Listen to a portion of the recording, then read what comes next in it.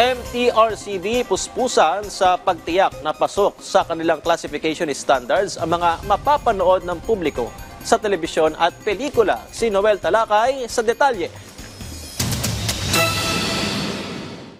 Kung sa social media mababasa at mapapanood lahat ng karahasan at fake news na walang nagbabawal, sa telebisyon at pelikula naman mahigpit itong binabantayan ng Movie and Television Review and Classification Board o MTRCB. Katunayan, itong Pebrero lang umabot sa mahigit 22,600 ang na-review ng board na mga material para sa telebisyon, pelikula at marami pang iba. Mahigit 40 naman ang mga movie trailers ang nabigyan ng general audience at parental guidance rating. Mahigit 120 naman na mga public materials ang nabigyan ng general audience rating. 5 general audience rating, 25 parental guidance, 12 R13, 6 na R16 at isang not for public exhibition rating para naman sa mga isinumiting pelikula. Sa isang pahayag ng MTRCB, sinabi ng ahensya